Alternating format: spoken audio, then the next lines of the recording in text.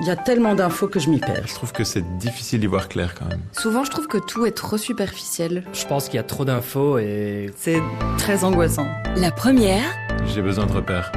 les clés, J'ai envie de comprendre. Arnaud Roysson. Bonjour à toutes, bonjour à tous et bienvenue dans Les Clés pour un épisode où l'on va parler de défense et de gros sous. Au sommet de l'OTAN à La Haye, les alliés de l'Atlantique Nord se sont entendus pour investir à l'avenir 5% de leur PIB dans la défense et la sécurité. Mais cette promesse est-elle crédible et qu'implique-t-elle concrètement pour notre pays, pour notre armée ? Eh bien, c'est tout cela que l'on va prendre le temps d'explorer. La première, les clés. So, good morning. Good morning to you all, and welcome to this leaders session of the North Atlantic Council.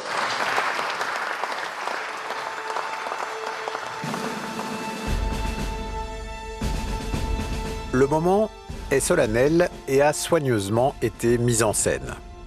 Dans une salle, baignée de lumière bleue, une grande table ronde est installée avec en son centre l'étoile à 4 branches qui symbolisent l'OTAN, l'organisation du traité de l'Atlantique Nord. Assis autour de cette table, les chefs d'État et de gouvernement des 32 pays qui composent aujourd'hui l'Alliance. C'est le secrétaire général de l'OTAN, le néerlandais Mark Rutte, qui, devant les caméras, ouvre la réunion. Nous nous réunissons à un moment dangereux pour notre milliard de citoyens. Il y a l'invasion russe en Ukraine, des adversaires qui cherchent à nous diviser et à nous défier. La guerre fait rage au Moyen-Orient, le terrorisme constitue une menace persistante. Les nouvelles technologies nous amènent des opportunités, mais aussi de nombreux défis sérieux en matière de sécurité. Face à cela, nous sommes solidaires, unis au sein de l'OTAN, l'alliance défensive la plus puissante de l'histoire mondiale. La réunion est surtout symbolique. L'essentiel a été négocié en amont et va surtout consister en un engagement fort vers un renforcement de la puissance militaire de l'Alliance. Lors de cette réunion, nous allons prendre des décisions historiques et transformatrices pour rendre nos peuples plus sûrs grâce à une OTAN plus forte, plus équitable et plus létale. Nous avons un plan concret pour que tous les alliés consacrent 5% de leur PIB à la défense. Il sera consacré à la défense de base ainsi qu'aux investissements liés à la défense et à la sécurité. À la droite de Mark Rutte, un homme que tout le monde regarde, le président des États-Unis, Donald Trump, l'homme fort de l'OTAN, tant on sait à quel point le poids de la puissance militaire américaine pèse lourd dans l'Alliance. Et Donald Trump, depuis plusieurs mois, souffle le chaud et le froid, en laissant entendre à ses alliés qu'ils doivent moins compter désormais sur le grand frère américain et prendre de plus en plus en main leur défense et leur sécurité. Alors, le secrétaire général de l'OTAN caresse Donald Trump dans le sens du poil et tient même à lui frotter ostensiblement la manche. Président Trump, cher Donald, vous avez rendu ce changement possible. Votre leadership a déjà permis aux alliés européens de dépenser 1 000 milliards de dollars supplémentaires depuis 2016. Et les décisions prises aujourd'hui produiront des milliers de milliards supplémentaires pour notre défense commune afin de nous rendre plus forts en égalisant les dépenses entre l'Amérique et les alliés de l'Amérique. En tout, la réunion durera 3 heures, clôturée par la traditionnelle photo de famille.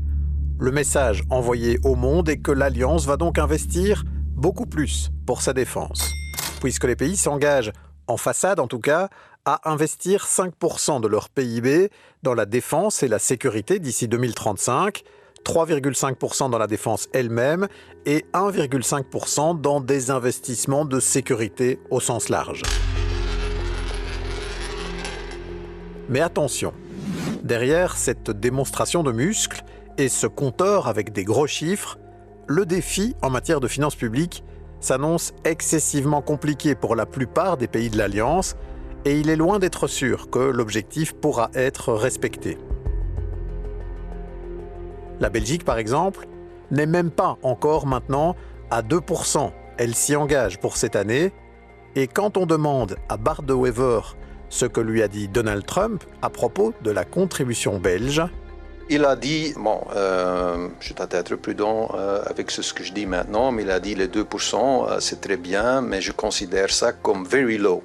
C'est une dépense que je considère déjà comme très bas.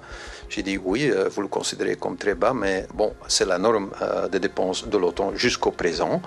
Donc permettez-nous de faire l'augmentation des dépenses dans notre rythme, selon les décisions souveraines que chaque État membre peut prendre. Et donc il n'a rien dit là-dessus, donc j'espère qu'il est content. J'en suis pas sûr.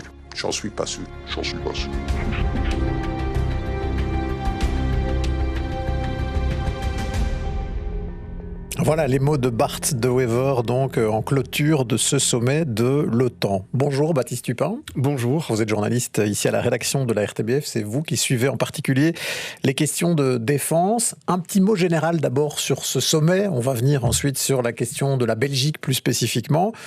On a l'impression que l'enjeu était beaucoup un enjeu de communication, d'envoyer un message à la fois d'unité et puis de renforcement, en fait, de la puissance militaire de l'Alliance. Oui, premier message, celui de l'unité, effectivement, et c'est vrai qu'on pouvait en douter, ce n'était pas gagné d'avance.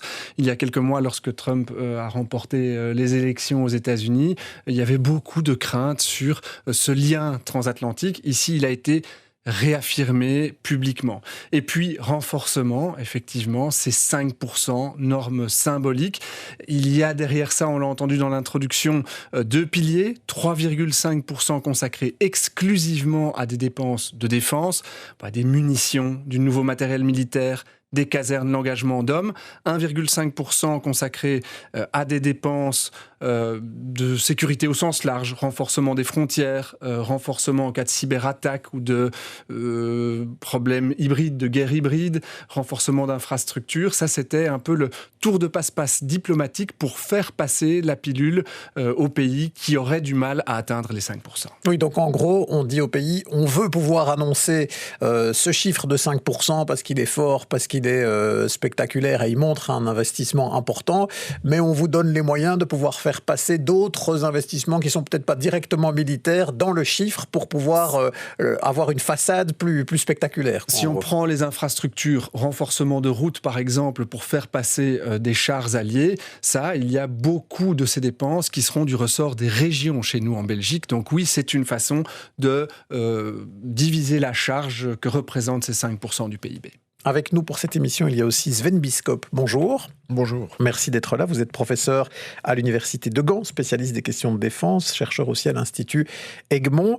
Un petit mot sur l'état général de l'Alliance. Justement, le message qu'on voulait envoyer, a dit Baptiste Tupin, c'est un message d'unité. Elle est fragilisée quelque part aujourd'hui, cette alliance. Elle est en train de se configurer différemment avec des États-Unis qui, aujourd'hui, laissent planer le doute sur l'ampleur du soutien qu'ils pourraient apporter à leurs alliés, dans un contexte où on sait que les États-Unis pèsent extrêmement lourd, justement, dans cette alliance, qu'elle s'est construite surtout sur le fait qu'ils amenaient une grosse contribution militaire. Tout à fait. Même en route pour La Haye, dans l'avion, Donald Trump a dit que s'il soutiendrait ses alliés ou pas, ça dépend de la définition de l'article 5 de l'OTAN. Et donc, même si au sommet même, dans la déclaration, on confirme la conviction ferme, en réalité, je pense que tout le monde sait que cette administration militaire ne défendra pas tous ses alliés dans tous les scénarios. Et ça veut dire que nous, les Européens, on doit évidemment rester au sein de l'OTAN, mais créer une indépendance militaire au sein de l'Alliance, en créant un pilier militaire européen. Ce qu'on a vu là, pour moi, il y a beaucoup de façadisme, parce que je pense qu'en réalité, sauf certains pays de l'Est qui sont déjà à 4 ou 5%, les autres n'ont vraiment pas d'intention d'y arriver. Mais on prétend, parce que Trump, un jour, il a imaginé ce chiffre, et c'est pas basé sur autre chose que ça, et donc tout d'un coup, c'est devenu l'objectif principal pour le sommet de La Haye.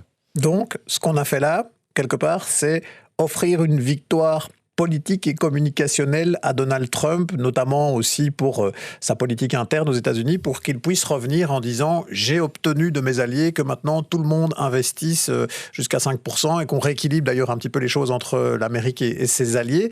C'est un peu ça qui s'est joué dans le sommet de l'OTAN ? Tout à fait. Et ça a marché temporairement, elle est partie de bonne humeur, mais qui croit sérieusement que ça va durer ?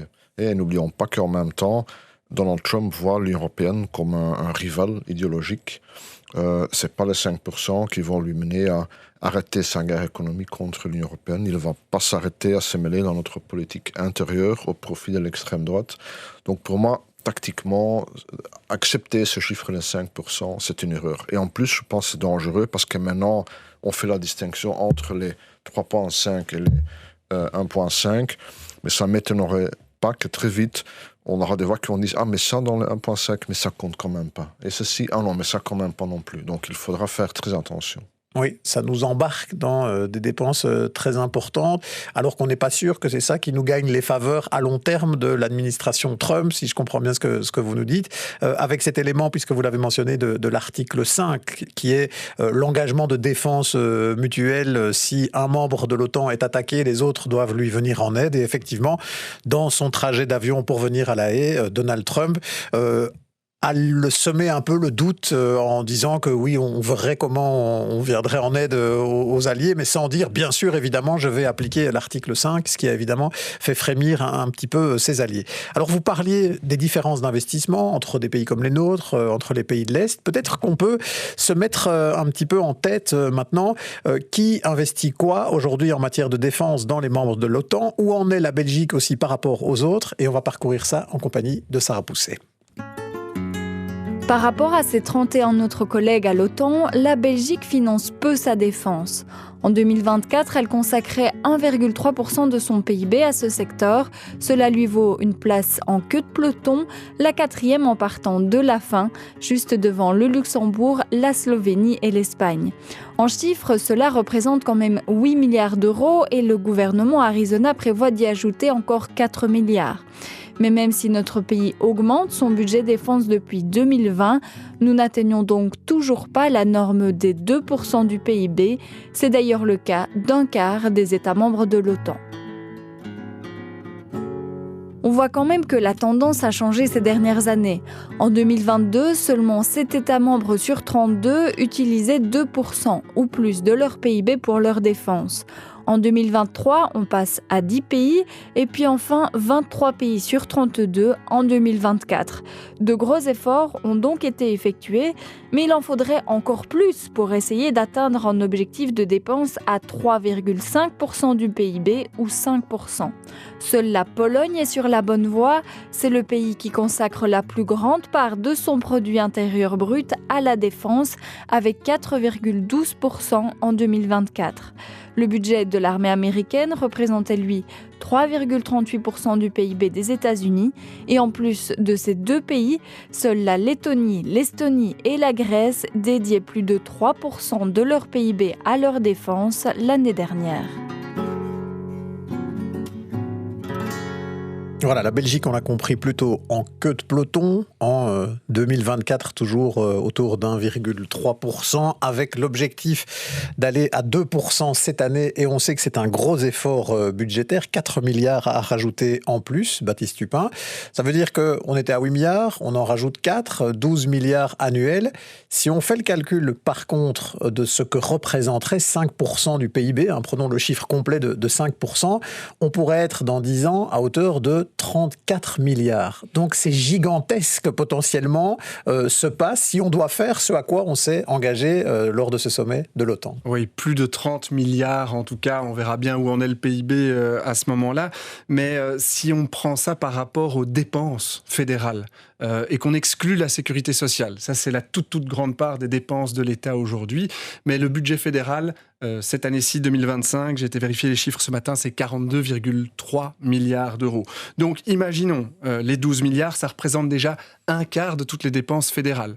Si on passe à 3,5%, on est à un peu plus de 20 milliards d'euros, on est à la moitié de ces dépenses du budget fédéral. Si on passe à 34 milliards d'ici 2034, 35 comme l'exige l'OTAN, on est à 75% des moyens du budget fédéral. Donc, il va falloir faire des choix, des arbitrages si on veut augmenter les budgets de la défense. Ça veut dire réduire les dépenses en justice, en police, en affaires étrangères, là aussi il y a des besoins, ou aller puiser des moyens dans la sécurité sociale, ou encore trouver des recettes nouvelles en vendant des bijoux de famille, on en a beaucoup parlé, ou en allant chercher dans la poche du citoyen, en prélevant de nouveaux impôts. Oui, parce que c'est colossal, hein. Il faut vraiment bien qu'on se rende compte de ça, que déjà les 12 milliards vers lesquels on va mettre la Belgique en difficulté par rapport à ses finances publiques, on l'a beaucoup commenté ces dernières semaines. Si on doit encore doubler, voire davantage cette contribution que l'on met dans notre défense, ça nous emmène dans des grandes difficultés. Est-ce que ça veut dire, Sven Bisschop, quand on entend ça, qu'on entend aussi les mots de Bart De Wever qui dit oui, j'ai dit à Donald Trump que c'était 2% et qu'il fallait nous laisser faire souverainement en tant qu'État progressivement notre chemin. Ça veut dire qu'un pays comme la Belgique sait déjà qu'en fait, on ne peut pas vraiment aller vers les 5%. C'est une promesse un peu en l'air dont on sait qu'on ne pourra pas vraiment la respecter. C'est mon impression, oui.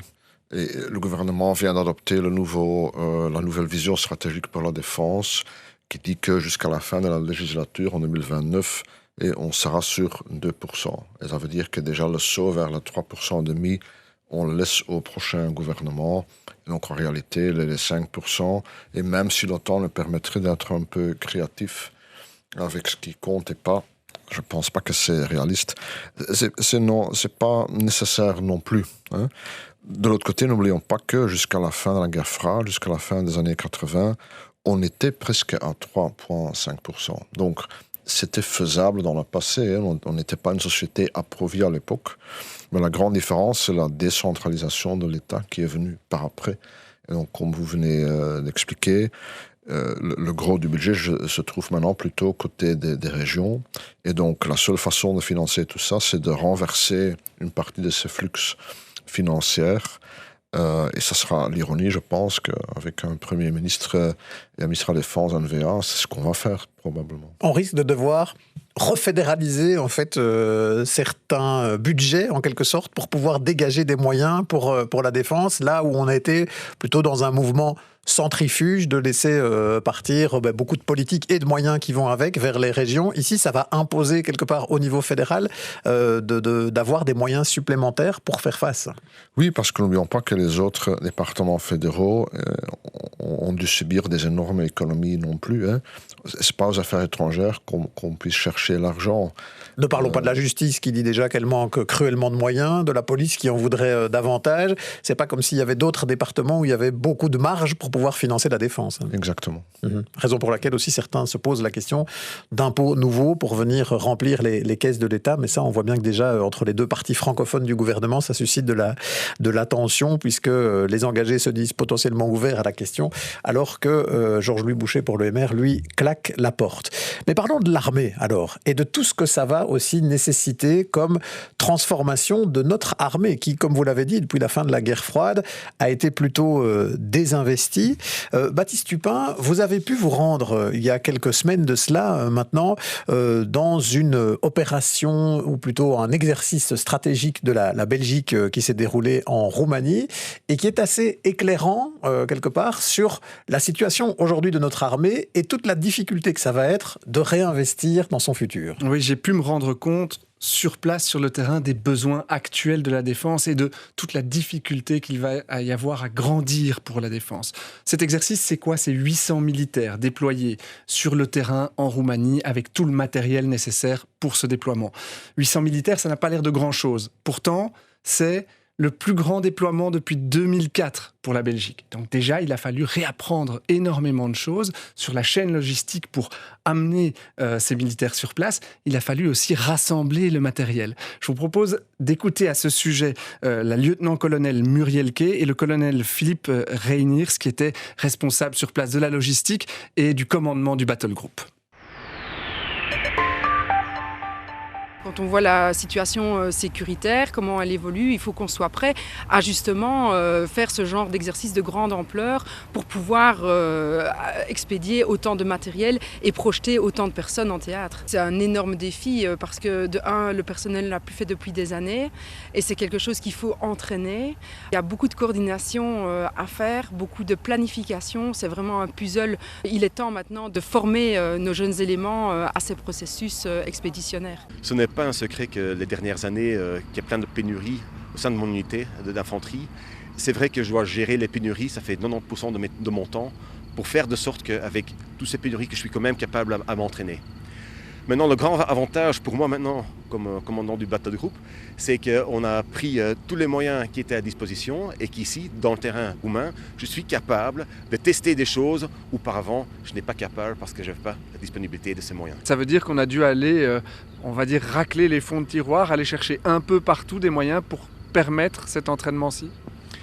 Oui, dans les faits, c'est vrai que même j'ai dû envoyer encore mon personnel à rechercher des véhicules partout en Belgique, quelques jours avant le déploiement. C'est assez dingue quand même quand on entend ça, Baptiste Tupin, de se dire que pour déployer 800 hommes pour un exercice, on doit aller pratiquement chercher dans toute la Belgique des éléments. Or là, ce n'est qu'une petite partie de ce qu'une armée moderne devrait pouvoir faire si on se redéploie comme on a prévu de le faire dans le cadre de l'OTAN. Oui, dingue à deux égards, ça montre les manques cruels qu'il y a à la défense aujourd'hui. Assez étonnant aussi dans la transparence que la défense avait à ce moment-là, dire ça, avouer, admettre ça. Bon, évidemment, il cherche des moyens, donc c'est aussi une manière d'obtenir ces moyens.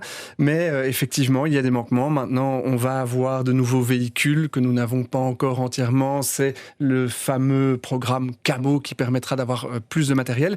Mais c'est un fait certain qu'aujourd'hui, la défense doit réapprendre à grandir. Et ça, c'est un changement de culture profond à la défense après des années et des années de désinvestissement, une posture modeste de la défense. Aujourd'hui, elle doit pouvoir imaginer son futur. Et ça, c'est le général-major Jean-Paul Bonnier, le commandant de la composante terre, qui l'expliquait. La plupart des membres de la composante terre belge, nous sommes à peu près 10 000, ont toujours connu ces 20 dernières années des restrictions. Et maintenant, nous devons réapprendre à grandir, ce qui n'était pas le cas du tout il y a 2-3 ans. Apprendre à grandir, ça n'est pas nécessairement facile. Engager du personnel, c'est très bien, mais il faut en engager suffisamment pour monter assez rapidement en puissance. Ça veut dire plus de 4000 militaires par an, que ce soit des actifs ou des réserves. Ça demande une grande capacité de formation de notre personnel qui n'est pas nécessairement présente. Et l'accueil de tous ces nouveaux matériels nécessite aussi une conversion des chauffeurs, des tireurs, des commandants de bord, d'autres techniques. Ça nécessite également des munitions. Vous commandez une munition assez complexe pour l'instant, par exemple un missile anti-char, vous n'êtes livré que dans 3-4 ans. Donc ce n'est pas parce que nous avons le budget maintenant que nous serons prêts vraiment à niveau pour remplir toutes nos missions à partir de l'année prochaine. Une interview assez éclairante. Sven Biskop, on rappelle que vous êtes spécialiste des questions de défense, professeur à l'université de Gand. Quand on entend ça, on comprend qu'il ne suffit pas d'injecter à un moment donné plus d'argent dans le tube, en quelque sorte, pour avoir une défense plus importante. C'est tout un changement de culture, quelque part, qu'on doit mettre en œuvre aujourd'hui au niveau de notre défense belge. En effet, le grand défi sera le recrutement et de trouver les gens qualifiés qui veulent vers ça. En même temps, je suis quand même optimiste et pour la première fois depuis longtemps, il y a une dynamique positive aux forces armées. On peut offrir aux nouveaux volontaires, aux élèves officiers, des perspectives de carrière. Et donc, je vois là une énorme énergie se développer, mais ça ne veut pas dire que ça sera facile. On comprend aussi que même au niveau militaire, il y a des choses, au niveau du matériel militaire, il y a des choses qui peuvent prendre pas mal de temps. Que si on rêve d'avoir de nouveaux véhicules ou de nouveaux canons, pour les avoir, il faut du temps. Il faut du temps aussi pour avoir les munitions. Ça veut dire que même une décision prise maintenant pour l'avenir de la défense, elle n'aura des effets que dans 3, 4, 5, voire 10 ans, si on pense à la formation, notamment aussi du personnel.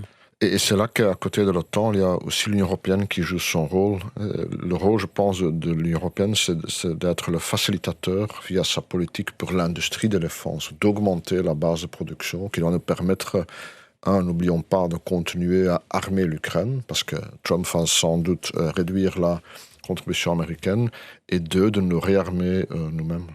Et est-ce qu'on a, Baptiste Tupin, une vraie réflexion en parallèle de tout ce qui est en train de se jouer là au niveau de l'OTAN sur justement la construction d'une défense européenne, le fait que ce ne soit pas chaque pays membre qui, dans son coin, reconstruise une armée plus ou moins complète, mais de réfléchir les synergies, et de penser aussi les synergies au niveau de la production du matériel pour ne pas se retrouver à devoir tous acheter américain, par exemple. Alors, il y a clairement eu un signal, il y a une volonté de changement. Tous les partis politiques, par exemple en Belgique, disent c'est vers ça qu'il faut aller, une Europe de la défense intégrée, etc. Mais quand on voit dans les faits, dans le concret, comment ça se passe, on voit qu'il y a encore des frottements, il y a des difficultés. Prenons Camo, le partenariat avec la France dont j'ai parlé pour acheter de nouveaux véhicules.